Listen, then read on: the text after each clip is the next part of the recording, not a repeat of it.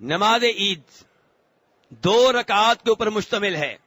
نسائی شریف کی حدیث ہے, جناب عمر فاروق رضی اللہ عنہ کہتے ہیں کہ عید کی نماز 2 رکعات پہ مشتمل ہے اور یہ مکمل نماز ہے, آدھی نہیں ہے. پہلی رکعت میں جب امام اللہ اکبر کہے گا, دعائے افتتاح پڑھ لیں گے, سبحانک اللہم یا اللہم باعد بینی. اس کے بعد امام کیا کہے گا؟ 7 تکبیریں کہے گا. پہلی رکعت میں قرات سے پہلے, سورہ فاتحہ سے پہلے کتنی تکبیریں ہوں گی؟ 7. اور دوسری رکعت میں قرات سے پہلے, سورہ فاتحہ سے پہلے کتنی تکبیریں ہوں گی؟ 5. دلیل کیا ہے؟ یہاں دلیل دینا بہت ضروری ہے, کیونکہ ہمارے کئی بھائی عید کی تکبیریں اس سے مختلف تعداد میں کہتے ہیں جو میں نے بتائی ہیں.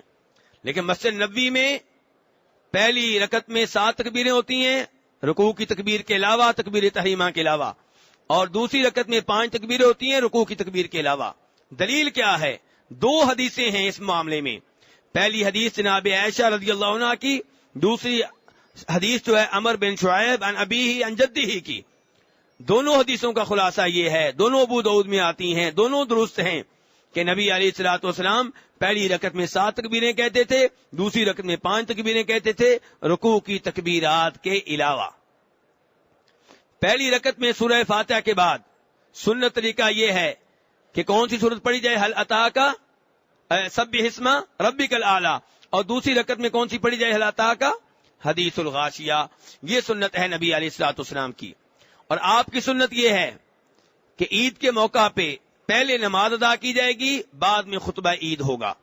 خطبہ عید میں نبی علیہ الصلوۃ والسلام وعظ و نصیحت کرتے, لوگوں کو دین کے مسائل سمجھاتے, اور آپ خطبہ عید سے پہلے یہ اعلان کرتے, ابو داؤد شریف کی حدیث ہے کہ اب خطبہ ہوگا, جو خطبہ سننا چاہے سنے, جو نہ سننا چاہے جا سکتا ہے.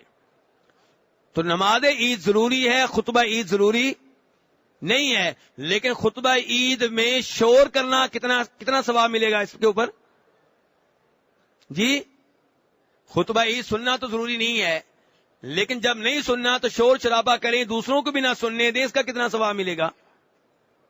دیکھا یہ کیا ہے, ادھر خطبہ عید ہو رہا ہوتا ہے, میرے اردو بولنے والے بھائی آپس میں گلے مل رہے ہوتے ہیں, مبارکبادیں دے رہے ہوتے ہیں, پاس جو عربی بیٹھے ہوتے ہیں وہ کہتے ہیں چپ کرو یار ہمیں خطبہ سننے دو.